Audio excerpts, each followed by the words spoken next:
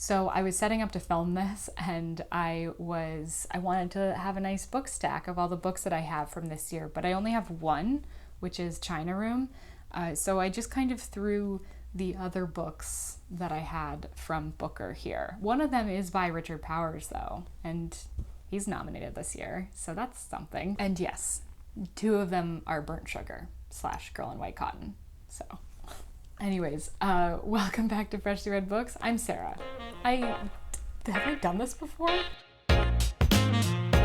So messy intro aside, this is the first book review as a part of Booker 2021 for the Longlist. We're doing the whole Longlist again. This time, ideally, before the winner's announced. I think I can do it this year. And our first book is Second Place by Rachel Cusk. This was actually a great start to Booker for me because I really enjoyed this book. I was really happy with this one. I thoroughly enjoyed myself the whole time. I thought that it was thought-provoking in different areas, that the writing was really beautiful. I'm really excited to read more by Rachel Cusk.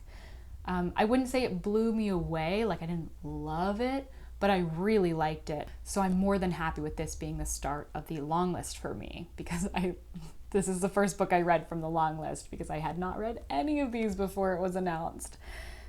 Which is okay, we're gonna get there. So this book was actually modeled after or inspired by a memoir written by Mabel Dodge Lujan. I think I'm pronouncing that last name right, but I'll put it here just in case. And that book was called Lorenzo in Taos, and that was about D.H. Lawrence coming to stay with the author. So very similar plot-wise, except that in Cusk's version, this takes place during the 2020 pandemic and is set in France instead of Taos, New Mexico. But it's even down to like the way the story is formatted. Our main character, M, is talking to or telling the story to, addressing herself to this man named Jeffers. And that is basically the same thing that was done in the memoir Lorenzo in Taos, but that book was being specifically addressed to the poet Robinson Jeffers. Whereas the Jeffers that's in this story, we don't really know anything about. It's just that she says his name often to show that she's clearly telling him this story. The story as a whole, like the one that she's telling Jeffers, is about a time when a painter came to stay with her and her husband and her daughter. So she lives out in France and she learns of this painter, she sees art by this painter and is really into it, and it means like a lot to her. She sees it as kind of like saying something about her own life, and she thinks that by meeting the painter, then maybe she can learn something more about herself. So she invites this painter, referred to as L, to stay in her guest house, her and her husband's guest house, which is also called The Second Place, hence the title of the book. And he does end up coming to stay, but this is during the pandemic, so he gets like stuck there for a while. They all kind of get stuck in this situation. Although if I remember correctly, he comes after it gets started. It's a whole thing. So basically the story, while told from M, and she is like the main character, it's very interesting the way she sees herself and other people. We'll get into that. So that's briefly what the book is about. But there's 3 things specifically that I want to talk about as we go through this. The first of that is this idea of perspective throughout the book. So already you can kind of tell that perspective is important in that this is a story that's being told to a person that we know nothing about. We don't know the situation that they're in, why they're telling the story in this way. And not only that, but it being about art, a lot of times perspective is brought into it because, you know, I could look at a painting and think one thing, and you could look at a painting and see something completely different or feel something completely different. And obviously those are both valid reactions. It's kind of like what art is for. So I think perspective in the way that the story is told, in it being so art-centric, is a huge thing. But then also we get like little moments, and I specifically want to talk about 2 moments in the book where it's like really apparent. One is when M is telling Jeffers this story about L coming to stay with them at the very beginning, where he's just shown up to their place. And she says this thing about how telling a story in like the present, when you're telling the story that happened a while ago, obviously you're telling it from the perspective of it being like over and done with. You know the ending already. And that a lot of time changes the way that the story is told, like going through the middle of it. But she says that I think it's also really important to get an idea of what people thought would happen in the moment. So what she expected out of Elle's visit versus what actually ended up happening. And I thought that that in general was just like an interesting thought, because you think about stories all the time, like being told to get to some ending point. And so certain details might be emphasized more than you would expect. And so you kind of know like, oh, that's going to be important by the end of it. But when M is telling the story, we have no idea what's going to be important, because she's telling it in a way that is saying what she thinks could happen in certain situations. And I think that that's like an interesting take, especially when telling a story in this way, where it is very clearly the main character is at the end of all this telling the story. So it doesn't feel very present tense, but it still gives it a way to be like, oh, I wonder what's going to happen. In addition to that, there's this moment where M and her husband Tony are talking about this guest house that they have that they refer to as second place. And M says she feels like she herself is second place in life, that she is working just as hard as the first place person, or somebody that would be considered to have like this first place life, but she always falls just a little bit short of that. And then Tony shares his perspective on what he thinks of the term second place, and he says that he feels it's really more of just like this alternate version of one story. So there's like one way your life can go, and the second place version would be just a different version that your life can go. It doesn't mean that it's any lesser than the first one. It's just another version. And I thought that that was interesting, that like they could be calling this guest house second place for all this time and be thinking about that term pretty regularly because of that, but have two totally different ideas about what at the core that means to them. Okay, so next I want to touch very briefly on this idea of parenthood, specifically this mother and daughter relationship we have in the book. I don't have a ton to say on it because I don't feel like we really get too much that we don't see often in other books, but because it's such a large part of the book, I feel weird not talking about it. But M and her daughter Justine have an interesting relationship. Like, it's not really close or far, it's just somewhere in the middle. But M feels really bad about like the way that she raised Justine, or she feels like it was a very reactionary way to raise her, in that she got certain ideas about herself from her upbringing, and as soon as she felt like she was maybe kind of figuring it out, she had her own child, like she had a daughter, and was trying to do the exact opposite because she didn't want her to have the same upbringing. Like, she didn't want her to have the same problems that she herself had growing up. So she was like, I'll just do everything opposite.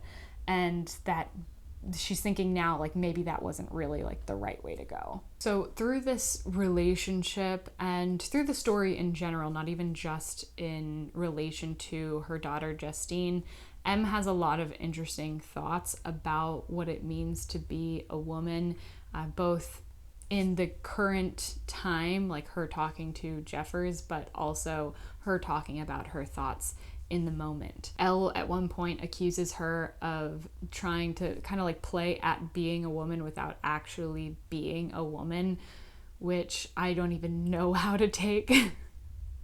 I didn't like it.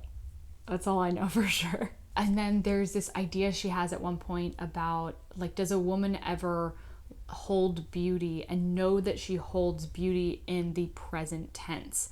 Like, she feels for a lot of her life, there was either a moment where she was like, oh, I'll be really pretty one day. Like, I'll be really beautiful one day when I like fully come into myself.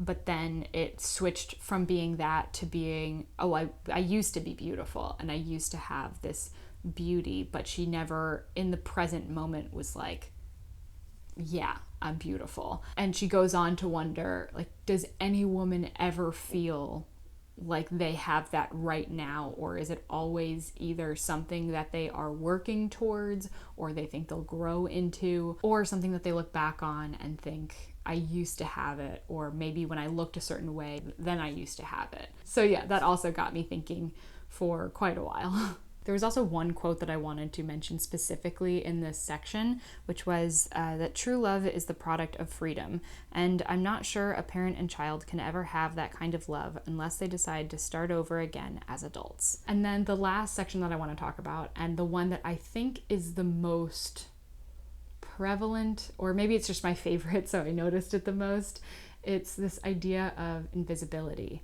So we have this main character who doesn't even really have a name. I mean, her name is M, but I'm assuming that stands for something else. Both her and the painter both just have a one-letter name. And she is very bland. She wears either black or white. And she wears very like shapeless clothing, and a lot of it, like a lot of layers, in order to limit the number of decisions she has to make about her clothes.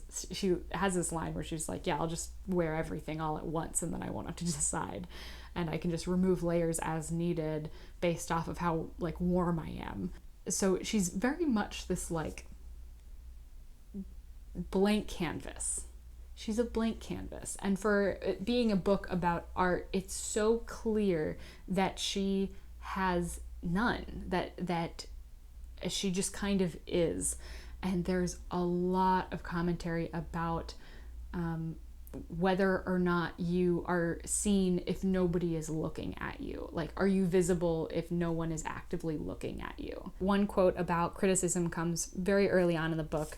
If you have always been criticized from before you can remember, it becomes more or less impossible to locate yourself in a time or space before the criticism was made, to believe, in other words, that you yourself exist.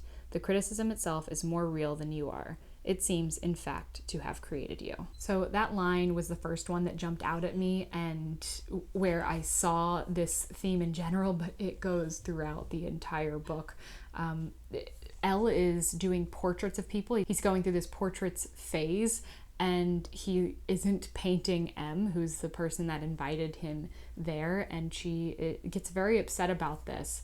And she often talks about how if no one's like commenting on her or on her appearance, then like, is she really there? Like, can she really be seen? But along those same lines, a lot of the things that do make her seen is criticism. Like, she thinks that even that's good enough. Like, it's better to be seen and criticized than to not be seen at all. That being said, like, I don't think that M really has this terrible life. Like, it seems like the people that are in her life are genuinely nice.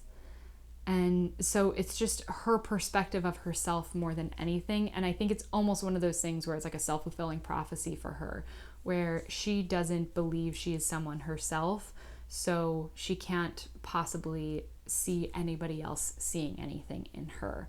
Or because she doesn't see anything in herself, neither do other people. So yeah, once again, overall, pretty good book. And actually now we can bring my frog into it. So this is the Freshly Frog. I joked around with Kieran talking about using this for reviews, but he has not forgotten. So here it is. I said that it would make its debut for Booker 2021, and we've got it. So I was thinking a lot about this frog.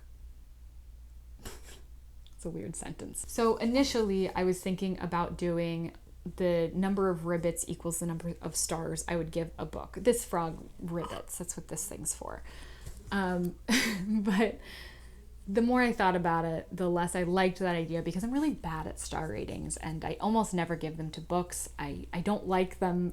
It feels weirdly definitive, and also like, I don't know. I feel like my opinion doesn't matter in that way, or I don't know. There's something about it for me. I don't like giving them personally, which is weird because I love hearing other people's ratings of books. So like, why I don't want to give my own, I can't say. But I came up with another idea, which was that it'll represent whether or not I recommend reading the book. So no ribbit, I don't recommend it. That doesn't mean that you shouldn't. I mean, like, you know, you've heard me talk about this book extensively at this point, and if I were to not recommend this book, then that's not to say that, you know, you can't make up your own mind about it. Obviously, you're a free person, do what you want. But it would just be that, like, if I was talking to somebody, I wouldn't be like, go read this book. And then a ribbit would be that I do recommend it. And then I think it's okay to say there could be multiple ribbits if I'm like, you should really read this book. Like, I want you to read this book. So I think that that's how I'm going to do it, because it seems more like a suggestion from me and less like an end-all be-all like rating that this book holds for me in my eyes. Does that make sense? Great.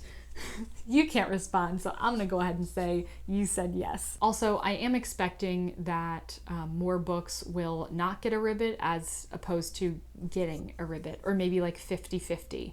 So that's what that means to me. I don't know. Anyways, do I recommend this book? That's gonna be one big ribbit from me. I liked this book. I thought it was a good read. I thought it was thought-provoking and it was interesting. I was never really bored throughout it, and I really liked the writing style. So yeah, I would definitely recommend reading this book. So yeah, if you're thinking about it throughout this review, now that you've heard me talk about it and share my thoughts, then go for it. Read it. Let me know what you think. If you've already read it, let me know what you think. If you haven't and you're excited about it, let me know what you think. I am so excited to be talking Booker books again, and this is just gonna be a fun time. So yay for the first review of Booker 2021, and I can't wait to see you in the next one. Bye.